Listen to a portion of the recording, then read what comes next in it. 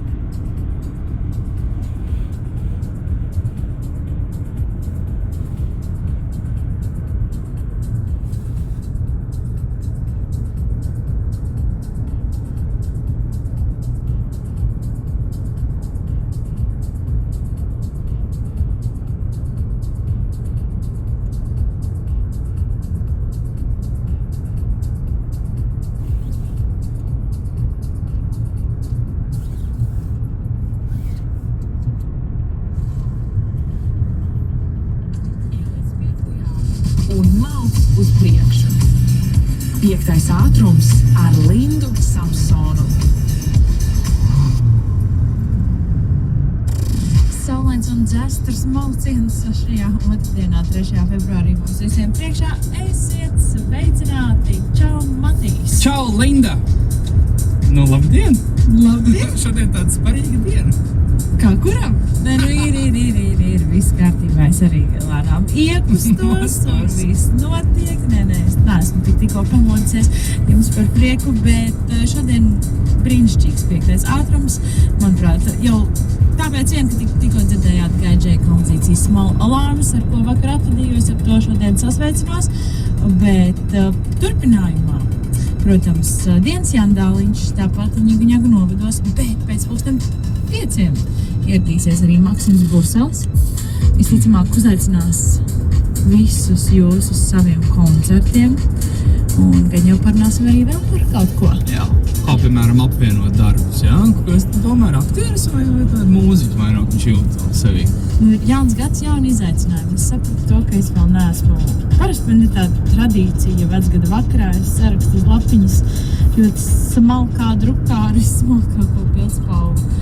Tātad, ko es vēlos nākamajā gadā, bet un tad es dedzinu to, un tad pelnas met šampanietī. Wow.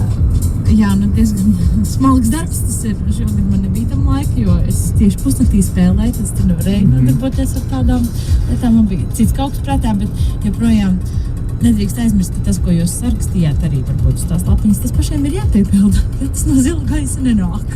Nē, nu it kā jau manifestācija strādā, bet, manuprāt, tai arī nedaudz jāpaiet pretī. Tāpēc šogad esmu apņēmusies ne tik daudz strādāt. Pagaidām turos pie plāna. 29312020 telefona numurs izņēma, tāpat arī WhatsAppā. Šobrīd, var teikt, vienīgais sastrēgums Rīgā ir Valdemāra ielā, posmā no Lačplēša līdz Elzbetes ielai, tur 15 minūtes, bet ejot kājām uz radio, es pamanīju, ka arī pie Kongresa nama.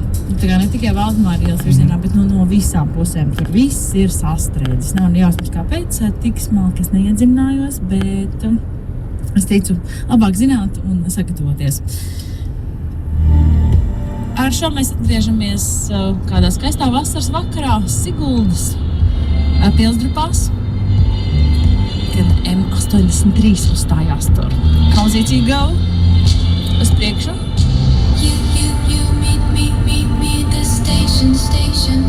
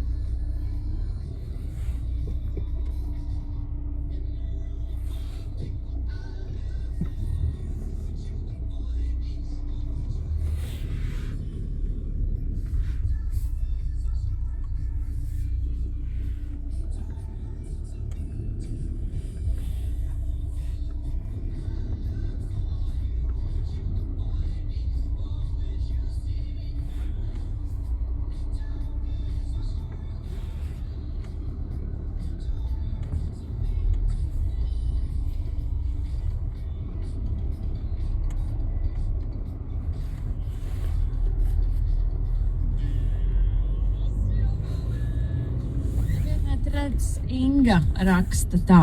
Kura ir tā profesija, kurā tu negribētu, lai strādā tava otrā pusīte? Vai besī, trauma, kauns vai sarkanais karoks? Man ļoti patīk komunikābli sabiedriski cilvēki, bet es neizturētu, ja mans vīrietis būtu pasākumu vadītājs. Uz pasākumu uzreiz varētu doties ar koferiem. Mans ir mans. Interesants, nekad nebija iedomājies, ka pasākumu vadītājs varētu kādam nepatikt kā arots. Varbūt viņai ir tāds uzskats, nu tad viņš tajā stundās bez maz vai kurai katrai te tagad, jā? Atbilde šo. Jehovas liecinieks vai jebkura cita die hard reliģija, tā te rakstīts, vai indekso reklamētājs. Nu, kaut kādi tādi pilnas darba dienas apčakarēšanas darboņi. Tālbraucējs jūrnieks. Tādi, kas nedēļām un pat mēnešiem ilgi ir prom, jo es precos, lai būtu kopā ar savu vīrieti. Un vēl tādi, kas strādā zivju cehā, tā smaka. Pārējos visus no kautuvas vai morga putekļainus celtniekus, tos jau var atmazgāt. Es tieši uzreiz par to zivju ceha smaku iedomājos par morgu. Es sevi nevaru iedomāties strādājot morgā. Es arī tev ja nevaru iedomāties. Neviens nenovērtētu man mūzikas izvēli. Es nejustos tur novērtēta. Viss būtu augsti. Parasti kā kustās un tā, bet ai. Nu, Pamost. es arī tik labi mūzika. Es atgriezos. 2931 droši arī jūs iesaistieties pārdomās par to, ko jūs negribētu, lai jūsu partneris, ģimenes loceklis dara profesionālajā ziņā. Zana raksta, tiesu izpildītājs, parādu piedzinējs, spēļu zāles īpašnieks, kaut kāds kriptoshēmotājs, tāds, kurš pārdod kaut kādus kursikus, nu par sutineriem un narkodīleriem vispār nerunāsim. Jā. Nu tā nav tā profesija tajā kalkulatorā, nē, bet klasifikatorā. Tur ir dīleris, piemēram. Man šķiet, ka nē. Man atlieks, ka nav šāda profesija. Ārprāts. Cik tālu mēs esam tikuši? 2931 Tūdaļ paklausīsimies Zaku Brajanu ar Plastic Cigarette.